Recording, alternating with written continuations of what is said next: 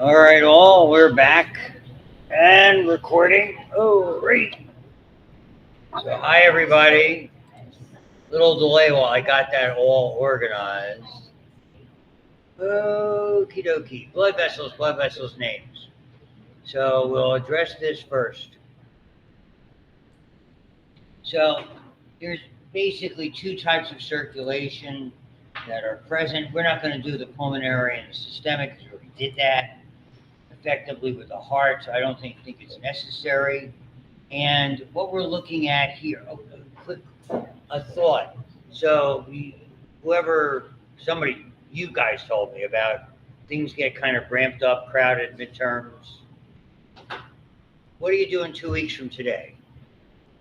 Do you have time for a practical then, or do you want to make the 26th? That was the exam date. Was what, the 24th? Yeah. Can you do the practical 26th, or you want to wait for a week? Your call. 46, all done and through. Wonderful. I'll get on top of that. Give me yet another. Hello. Goodness. Chatterboxes. God bless. All right. So I'm going to do this. We'll try to get through this, relatively speaking, expeditiously. We realize the dog has got to get ready for his haircut. It's trying, very trying. Take care of business. So I'm not worried about where. I just want to. It's going to be basically. We want to look at the variations of circulation. We will go up first, okay, and look at the circulation going to the head, basically to the brain, and then to a certain extent to the upper extremity. Then we'll look at the circulation as we get farther down, so to speak, and we'll look at the circulation in the abdomen, and then finally the lower extremities. And that's what we're going to. And the charts, I don't love them. These pipe diagrams, I've never liked them. So for the most part, and this is well worth remembering. And again, I'm not interested in lefts and rights whatsoever. If you have the arteries and veins have the same name, and mostly it's location. Radial artery for the radial aspect of the forearm, brachial artery for the arm itself. There's a couple of oddballs. The one in the heart is coronary arteries and cardiac veins. The one in your neck, okay, is the major artery going to your brain is the carotid arteries into your face. But they return back by way of what are called the jugular veins. We're going to be more interested in the arteries, just a smidgen on the veins that are there. So and the other major oddball is going to be in the abdomen, because we have a unique circulation that's not bilateral or symmetrical. In other words, you don't have a right and left necessarily going to your liver or to your stomach or to your spleen or to your small intestine. And you'll see that shortly. That's important. And there's a subtle variation as the blood vessels leave the heart, and hopefully my artistic skills, limited though they may be, have not totally left me. So again, when I see a diagram like this, a pipe diagram, it's like, really? Who can make anything out of that? I certainly can. So but it's a little easier when I see something like this. So that's what I mean by bilateral and symmetrical. For the most part, if we're looking at the way the blood flows out of the heart, you're going to see carotids going up, subclavians going sideways toward the upper extremity, and we'll go over all this again, of course. Then and basically it's a continuous band going through the axilla, the brachial artery, dividing into radial and ulnar, and then arteries going in. And it's very, very similar in the lower extremity. The big divide occurs here. This is very famously the giant vessel that comes out of your heart that really initiates all of the circulation is the aorta. So we're going to start there. And you're going to see there's part that's in the thoracic area, with the barrier being, of course, the diaphragm. And so you have, we'll call this the thoracic aorta, or the descending, because it's going down. And then you get into the very, very large abdominal aorta, And where that breaks apart, so to speak, where it forks, and the fancy term is bifurcates, we have what are called iliac arteries, and you'll see the distinctions as we keep going with this. And then they'll eventually lead into the extremity, and when they go through something called the inguinal ligament, that's the area, and you might have covered that in AP1, that's the area between the anterior superior spine of the ilium, most forward point of your hip assembly on the ilium area, and to the symphysis pubis. And there's a band of tissue with a series of tunnels there. That's called the inguinal ligament, and that's how the arteries, once they leave the abdominal pelvic area, go into the upper extremity. And it's like anything. I always use the analogy. It's like you're on the turnpike. You're going from between Pennsylvania and Ohio. I mean, the road's the road. It's just got a different name. When from Pennsylvania Turnpike to Ohio Turnpike. That's all. And obviously, the roads are better than they are here in Pennsylvania. Oh, don't even start with that. And so effectively, they are really continuous structures. And even though the names may change or be altered a little bit, they'll wend their way down. You'll have arteries on the fibular side, the tibial side, the plantar side, and then they'll work their way back up with veins. So we'll look at these. Again, that's a little busy, a lot of information in a relatively small diagram. And so we're going to start here. And this is one of the few that I actually have to diagram a little bit that's there. But to make head or tail of it, when the blood comes out of the heart, the aorta, immediately it arches over the heart. So it's called the aortic arch. Before it descends behind the heart and becomes part of the thoracic, and becomes really the thoracic aorta, or through the diaphragm, the abdominal aorta. And it's a little different because remember, the heart's on the left, and we have to get equal blood vessels right and left. Right, so we'll just use the standard box for the heart. I'll just call that the aorta for the time being. So what it's going to do is it's going to go over, and eventually going to go behind. Pardon my poor artwork, but imagine that's going behind. Now, what happens, since that's, if you think this is midline, this is left, this is right, what are we going to do about that? Well, behind the sternum, behind your breastbone, a vessel, relatively short, called brachiocephalic, which means head and arm, brachiocephalic trunk. When you see the name trunk, it means that it's going to change into something else. Trunk is indicative of the fact that there's going to be more divisions forthcoming. So the brachiocephalic trunk will then kind of do this. And this, what it gives off, and that's the terminology we use, called this common carotid. And now it's on the right side of the body, so to speak, even though I'm writing it on the left. And whenever you see the common carotid, this would be the right common carotid. Whenever you see the term common, and you see that with common iliac, it means it's going to revert again. And you're going to see down the road, this is going to give way, very, very important, into two different branches, the internal, and of course it's right, and the external carotid arteries. I'm not going to put artery there. Right now it's only doing is carotid.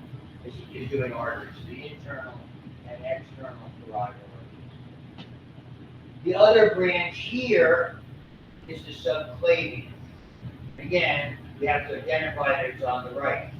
So effectively, you're going to see there are three vessels given off the aortic arch. The first one basically carries the circulation to the right side, that's the brachiocephalic, and it begins to separate or bifurcate into the right common carotid, and subsequently leads to the right internal and external carotid, and the right subclavian. Very important. Immediately coming off that right subclavian, and you'll see one on the left, is this. This is a special circulation called the vertebral arteries. That's really the backup circulation to your brain. Common carotid, and moreover the internal carotid, is a major blood supply. something that would be damaged or blocked. Sometimes it is. Okay, we'll have two more vessels immediately behind it, sort of covered in muscle, called the vertebral arteries. So I won't draw them, I'll draw obviously the scale or what they're doing. And so this becomes the right vertebral. Eventually, what you will see with those vertebral arteries, the right and left vertebral arteries are going to ascend. When they get roughly to the brainstem, they're going to come together. They're going to form, you're going to see a better diagram of this. The basilar artery and all of that between the internal carotids and what's called the vertebral basilar system are going to all come together right over the optic chiasm, right next to or right on top of the cell-first pituitary, the single most important area, the ultimate traffic jam in the brain. And that circle of arteries is referred to forever as the circle of Willis. Capital from where you go, and everything comes off of that. So if there's a blockage here, you can get circulation from there. It's a traffic circle. But they people would call around here roundabouts. New Jersey, we call them a traffic circle. Okay? Basically, there's multiple entry points, and you can just go around a circle forever. I used to go around one of those forever Camden trying to get into Philadelphia by the Liberty Bell. Very angry. Okay. That's one side. The left side's easier because we don't have to cross back over behind the sternum. We have, and the rest of these will come from it, we have the left common carotid and the left subclavian. And the left vertebral. So it's the same thing. Effectively, it's bilateral and symmetrical, but we're compensating for the fact that we had to have some way to cross over behind the sternum to get the identical blood supply to the right side more directly on the left. That's that whole terrible artwork of me was doing. I taught with a guy who was over at Westmoreland Community College, who taught with me at Chatham. Unbelievable art. I mean, this guy could write all the blood vessels perfectly on the board, freehand. Basically. It's fun because both of our sons were in the military. You know, I guess they got in there in the Gulf War time. This is the only diagram they have. Is this one? It's kind of like you're looking from the right. So here you can see the subclavian, I beg your pardon, the brachiocephalic trunk, kind of behind the sternum. You can see the subclavian artery be giving off. You can see the first vessel that comes off the subclavian is those vertebral arteries. They're coming up in those, what they're called the transverse foramina. There's a canal that's formed in the cervical vertebrae in their transverse processes. Here you can see the brachiocephalic trunk portion of, and then giving off the right common carotid. And you can see, and this is where you get back to original anatomy. We have, remember in bones, you had cranial and facial. The cranial portion goes to the brain. That's the internal carotid in here. The external carotid is facial. And the external carotid has multiple branches, whether they go backwards, straight up. These are your temples. So this is the superficial temporal artery. You can see it here. And what that is, that's really the termination. Sometimes it's important to know how arteries end, or the last major vessel. So the superficial temporal is sort of the termination. It forms when it's the last branch of the external carotid. So they're major arteries. They're immense bleeders when someone suffers. If you ever had a cut in the head or neck or anything, they bleed like crazy. They bleed a lot. There's a tremendous amount of circulation up there. And you have a lot of little branches that are part of it, going to a variety of facial structures, and you certainly don't have to know all the maxillary and the occipital and the facial, blah, blah, blah, blah, blah. This is a part, and it's a better illustration of what happens to the vertebrals. The vertebrals come up effectively on the anterior aspect of, pardon me, on the anterior aspect of the spinal cord, and effectively are still present at the level of the medulla oblongata. They come together and form this basilar artery that goes up sort of the midline anteriorly of the pons. And then this would be where the pituitary is. Here's the optic chiasm. Here's the circle of Willis. They're all different branches, anterior, posterior, and midline. And so here's the internal carotid forming it, and then here's the vertebral basilar, sort of forming the most posterior inferior portion of it. So it's such an important area, and unfortunately, this is one of the real, maybe we're a little more sophisticated now with technology, but it was very, very difficult when someone and tumors in the pituitary are not that unusual. So trying to deal with a tumor there, you were inevitably risking nicking one of those arteries and causing a massive bleed, or damaging the optic nerve and causing blindness. Pardon me, and you can see it close up here. Significant. And they give you the close up. This is what they call pipe diagrams. I hate them. Going into the upper extremity. So you have the subclavian, again, vertebrals, all that good stuff, and a variety of branches going into the shoulder area. The big player is when it goes under the clavicle, okay? Technically, it becomes the subclavian. And then when it gets to the end of the clavicular area, you're right here in the axilla, your armpit, and it changes names. It becomes the axillary artery. As I've said before, those areas in your elbow, in the armpit, behind your knee, in the groin, they're traffic. Those are areas where there's a lot of traffic going in and out. As you can see, there's a lot of different branches, whether they're going down in the thoracic area, whether they're supplying the costal area where you have cartilages and rib musculature, the internal and external intercostal, which means between the ribs muscles, all of those. And so you have a relatively small area from the axilla, and as soon as it crosses, let's say, past that area and now is on more of the lateral aspect of the scapula, they become the brachial artery, indicating they're in the upper arm. There's only one. There's one brachial artery. The names that happens, and they've changed the names over the years, but typically what happens, they give off what they call a deep or a circumflex branch, and that supplies the posterior aspect of the arm.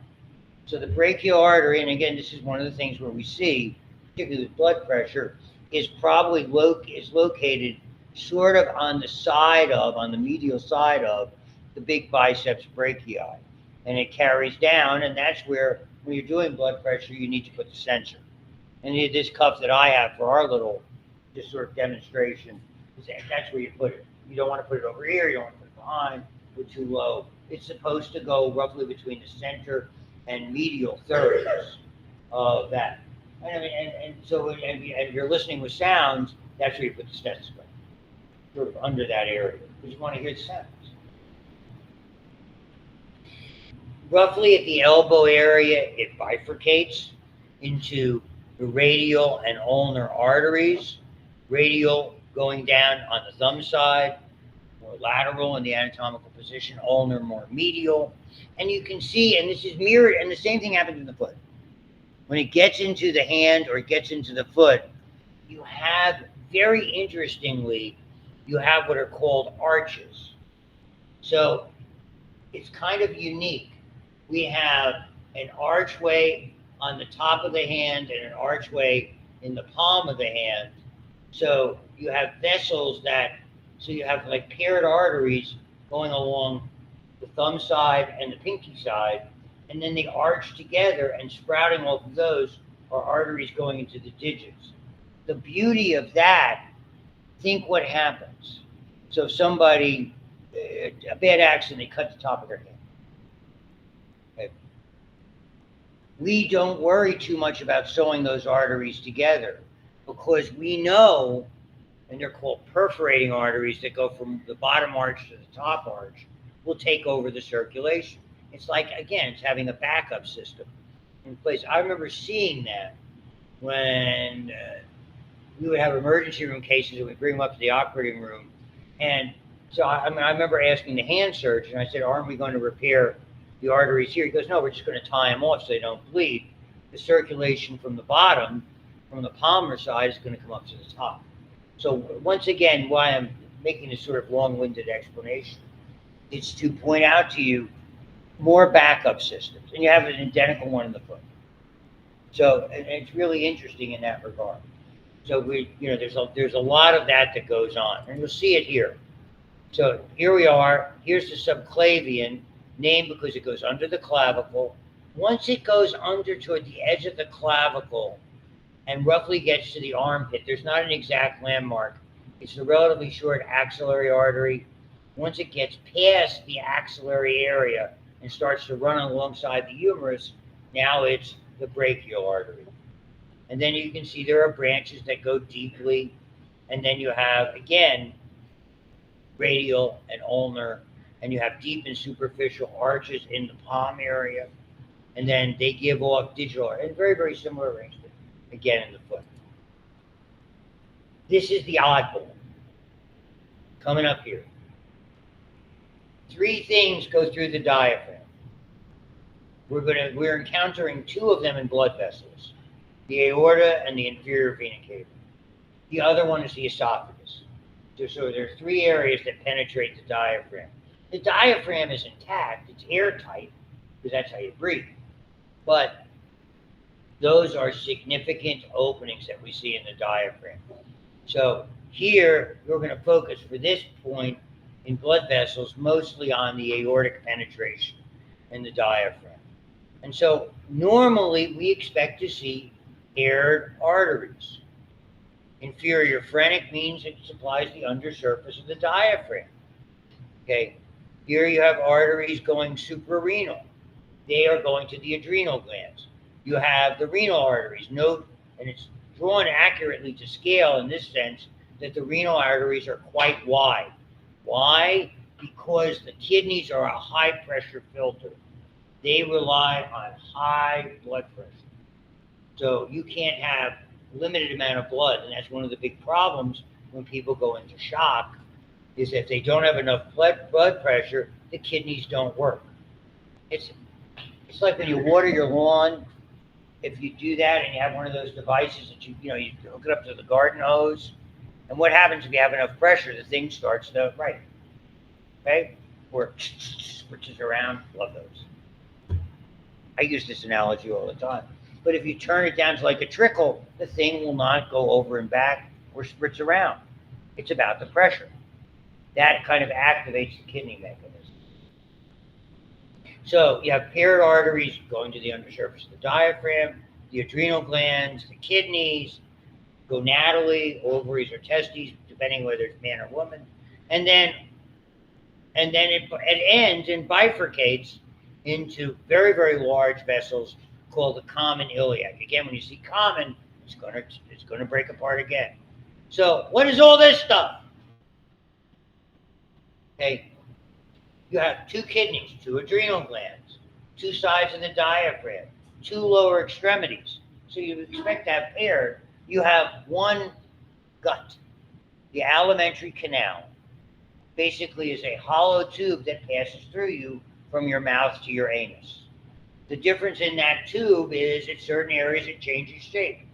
Stomach, the small intestines, the large intestines, etc. But you only have 1. So you only need 1 vessel, not going right or left, but really your gut, your alimentary canal is sort of right in front of the abdominal aorta. So you have 1 vessel coming out, and then that vessel will branch. And that's what you're seeing here. The first major out, and it's not, they're doing it for demonstration, pointing to one side. It's not one side, it's going straight ahead. This is the celiac trunk. It supplies the liver, hepatic, gastric, stomach, and splenic for spleen. As you go in between the suprarenal, adrenal gland arteries and the very large renal, you get the superior mesenteric. That's mostly small intestine. As you go below the renals and the gonadals, you have the inferior mesenteric, even though there's some small intestine, it's mostly colon or large intestine. So you'll see that coming up shortly. So here's the first one. So you can see behind it, the widest of all the blood vessels, the inferior vena cava. You can see the penetration. This is the esophageal penetration of the here's the diaphragm. Here you can see the aortic penetration. Here you can see the inferior vena cava penetration. What happens here, that celiac trunk, you have a branch and they cut away a lot of the liver just for them, just to visualize it. So you have a branch that's going here to the liver, hepatic. You have a branch that's going all the way over here to the, so to speak, the far side of your stomach, that's the spleen. And you have several branches that are eventually going to supply the stomach. That's where gastric. That's why the names are important. So that's a really important view to remember. As we work our way down, now we've cut away a lot of those organs. So here is kind of what's left, okay, of the celiac trunk. And so again, you have the suprarenals going to the adrenal glands. You have the, again, very large, very wide renal arteries going to the kidneys. And then as you can see, pretty much right between them is really the most accurate way to describe it. So it isn't so much below, it's sort of between the suprarenals and the renals. We have the superior mesenteric supplying mostly small intestines, which come after the stomach. And then as we work our way down, and here our gonadal arteries are coming, and then eventually we get smaller, the inferior mesenteric, mostly to the large intestine, which even by length is smaller than the small intestine we get to. And then finally it ends here. You may have a little bit of a branch that goes down toward the sacrum midline, but here is the common iliacs, right and left. And because they're common, we're going to see external iliacs going to the lower extremity, and we're going to see internal iliacs going to the pelvic area. You're going to see branches of going in the female to the uterus.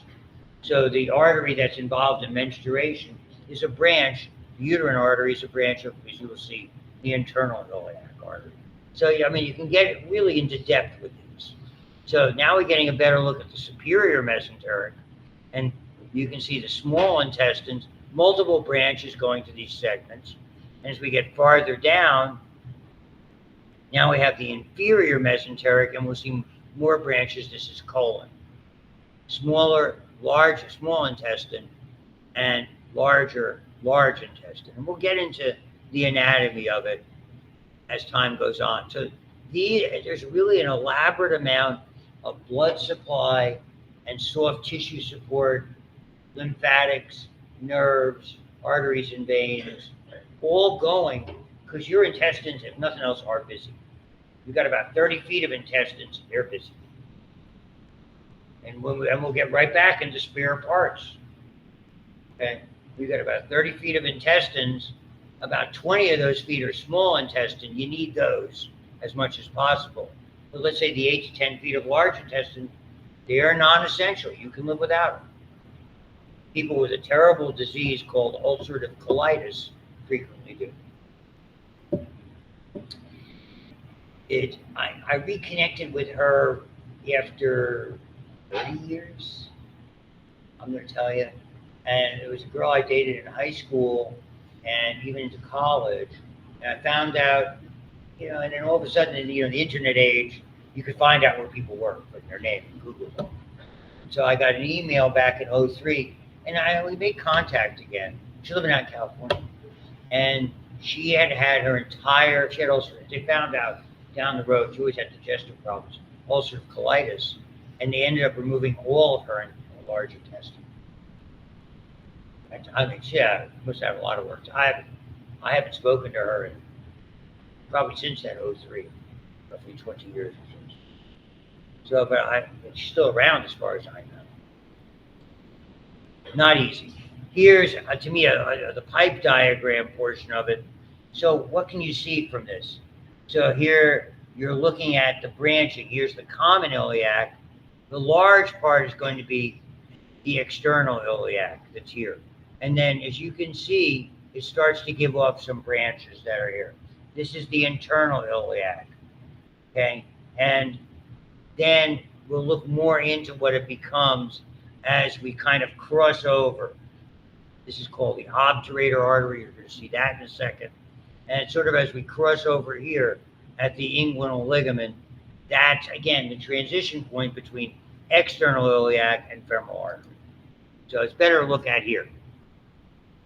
So here you can see the external iliac going under that ligament. And it's just a thickened portion of soft tissue with a variety of tunnels. When you hear about someone getting a sports hernia, that's the area that it occurs in. And it becomes, at that point, the femoral artery. The femoral artery, now here you can see it's a much smaller branch. That's the internal iliac. And you can see it's going to internal structures. So whether it's in the male prostate, maybe it's toward the bladder or surrounding areas. Some aspects probably of testicular artery or, play a role with supporting structures with that. And in the female, again, we're right in the area where the uterus is. And we'll look more closely at that at reproductive. Now, once it goes under the ligament, it's the femoral artery. It gives off, again, in the old days, we used to call it the deep femoral artery. Now we call it circumflex, medial and lateral. So it kind of goes around to the back. There is, and I don't know whether they covered this in muscles. This is the obturator foramen. That's that obturator artery. The muscles here are the so-called groin muscles, called the adductors. So the largest of those is adductor magnus. And in that muscle that's attached to the femur, there's an opening called the adductor hiatus. And it's interesting, the femoral artery is here in the front, anterior, it comes through here. When it gets roughly to here in your knee, it dives down and goes from front to back. It goes from being anterior to posterior through that adductor hiatus. When it does that, as soon as it gets behind the knee, it's the popliteal artery, and then the artery doesn't just bifurcate, it trifurcates into two fibular arteries and a tibial artery. So, I mean, those are really important areas for those of us. When you work with trauma and injuries, certain areas are fraught with problems if there's an injury there. So, I mean, a fractured femur or a fractured knee at the knee or the tibia, the potential for losing blood supply to a lot of areas exists. So those are kind of things in the back of your mind for an emergency room, someone who's an emergency room doctor or nurse, someone who works there going like, whoa, what could happen here? See, it goes through the adductor hiatus. Once it does that, it goes posterior. It's the popliteal artery. As it gets more or less around the fibula, the neck of the fibula, it effectively branches again into these three vessels, the largest of which goes along the tibia, and those are the tibial arteries, and effectively it becomes the posterior tibial artery, and because there's a thinner one that goes anterior, and that then becomes the plantar arteries that feed the foot. Here's a little better view of that. Here it has come from, this would be the femoral artery, anterior, posterior, right down behind the knee, behind the femur, and roughly as it gets behind the tibia at the fibular level, it gives off the anterior tibial artery, which goes back anterior from posterior and sits on the top of the interosseous membrane. The fibular artery here, and then you have the posterior tibial artery. So the fibular artery is more the lateral aspect of the foot and some of the calf. The posterior tibial is most of the leg. And as you can see, when it finally gets down there, you have medial and lateral plantar arteries. And just like the hand, you have these archways, both on the top of the foot and the bottom of the foot with perforators. So, and the digital vessels come off of it. So we don't worry too much if somebody cuts the top, drops it on top of your foot and you cut it. We're not so worried about sewing back the artery. We're just going to make sure to seal it, because you can pretty well rely on the blood vessels from underneath taking over. That's the arteries. That didn't take that long, did it? 237. And more importantly, nobody wants me. Oh, did I tell you about my middle child cutting his eye? No? Oh, God. His, his, his fiance has 3 children from previous marriage. It's okay. Hey, don't look at me like that. I didn't wish it on him. You probably haven't been married more than twice. And unfortunately, one child was about 12 or 13, special needs kid, sweet kid. We were on vacation with him in May. Okay, and he squeezed something in the garage, had like particles from a car. He works a lot on cars. He refurbishes and sells. This is a race car he's working on. And he gets particles in his eye. It turned out to make 2 cuts in his eye. That was yesterday morning's fun 7 o'clock for him. And then she had to go to emergency and urgent care, eye drops. He'll be all right. It's just a mess this morning. Just nothing dull. Never a dull moment. My house. These are the veins. We don't go into chapter and verse. Basically, the way to look at that is you have what we call deep veins. Deep veins accompany things like that. So you have a femoral vein. It comes back to external iliac, then they come together, common iliac, and the confluence of those veins, common iliac veins, creates the widest blood vessels you have by diameter. There's nothing really crazy about it. But you have 2 sets. So if you draw a generic extremity, whatever that is, you have what are called deep veins. And under the skin, you have superficial veins. Superficial veins, again, are like spare parts. Okay? Deep veins are not. Okay?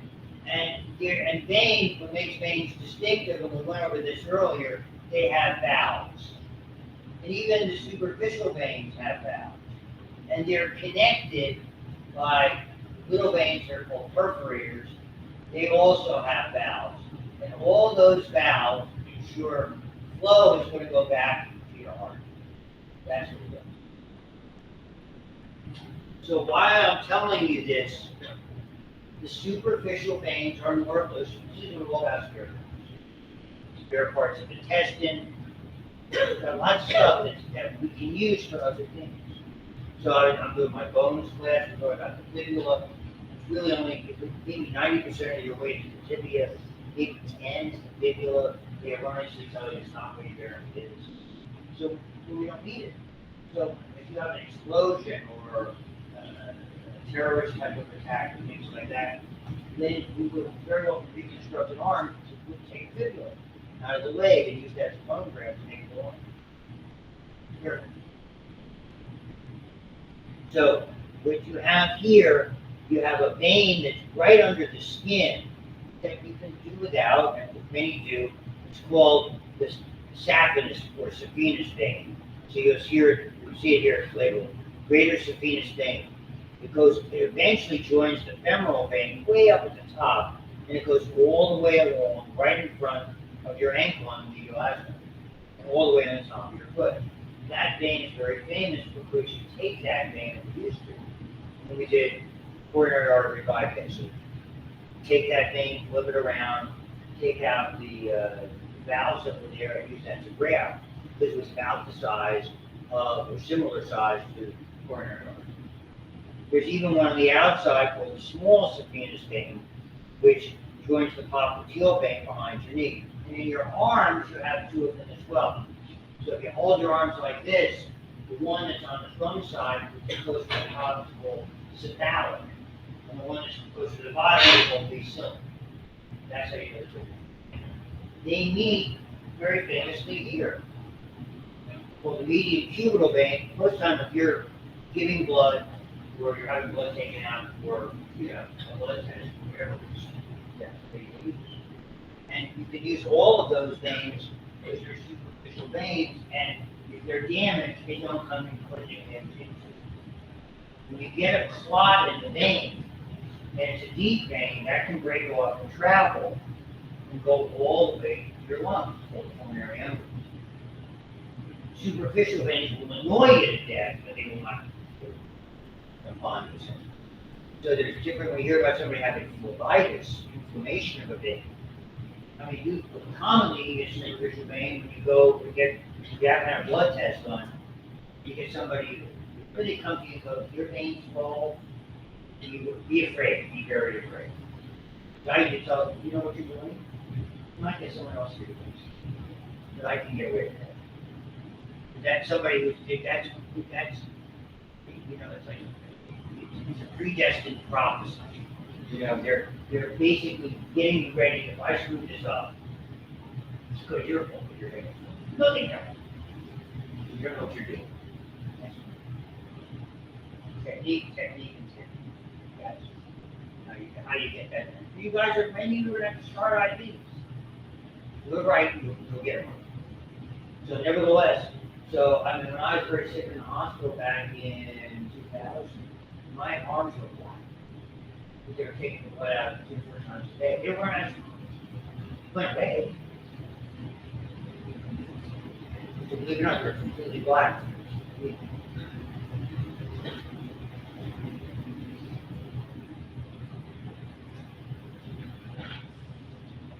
That's when I had those like zillion transfusions. So that's really the relevant part of the veins that I wanted to tell you about. There's one other. So in the brain, they have these sinuses, flattened areas, which collect blood and cerebrospinal fluid. They're quite large. They come together and eventually make the internal jugular vein, and it joins with the external jugular vein. And that's what makes the superior vena cava eventually. So those veins all come together that are there. You have jugular veins, subclavian veins. Eventually they form what are called, one from the right, one from the left, brachiocephalic veins, and make the superior vein. Now, it's nothing you really have to recall. I'm just giving you an idea. And they show it to you here. Same thing, vertebral vein, internal and external jugular veins. Eventually they come together. So you have what we call the jugular vein, subclavian vein, brachiocephalic, and that'll lead into the heart, and the two of them will join together. One from the right, one from the left. Extremities, very straight. Here you have basilic on effectively the medial aspect, cephalic on the lateral aspect, median cubital at your elbow. But eventually they're all going to join up together roughly in the brachial vein, and these are all the deeper veins. And they're going to come back, and it's kind of what they look like. This is the oddball. We don't have, as I said before, you have one gastrointestinal passageway. So you don't have a right stomach and a left stomach. The blood that comes from particularly your small and large intestines, and to a certain extent from your stomach, is blood that frequently has a lot of stuff in it because it's filled with nutrients. So we don't distribute that blood immediately everywhere in the body.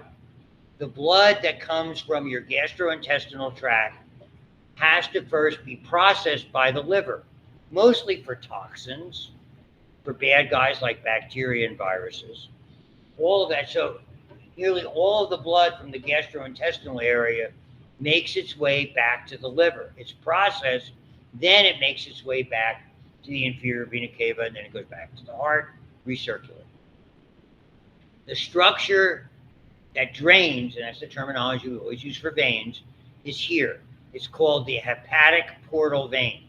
When you hear the term portal, P-O-R-T-A-L, we have one in the pituitary. That's a venous network where capillary bed goes to veins, go to capillary bed. That's what you have here. The capillaries that are collecting the blood from the abdominal organs, like the small and large intestine, join and form the hepatic portal vein. That goes into a capillary bed in the liver that we're going to look at in digestive down the road. It's processed, and then we have what are called hepatic veins. That's the blood that's been processed by the liver. That's what goes into the inferior vena cava. So it's not a direct flow, it's a unique passageway. You always should remember unique. That now they've taken that away, and here you have the other veins that are there. The renal veins, the iliac veins, the gonadal veins, suprarenal veins. Here's all that stuff here that's coming in from the gastrointestinal area. Here they're giving you a look at that. Here's for the stomach, small and large intestine. Here's that hepatic portal vein into the liver, and then eventually, by way of the hepatic veins, into the superior vena cava, rather the inferior vena cava. That's it. Lower extremity, straightforward again. Other than the saphenous or saphenous veins that are more about the skin, they come from the foot. Okay, so you can see the small or short saphenous goes in the popliteal vein, the greater saphenous in the femoral vein. Those are the superficial ones. All the rest, tibial, fibular, femoral veins, they all eventually join together, and then they become the external iliac, join with the internal iliac, and then they form the inferior vena cava. Okay, almost done.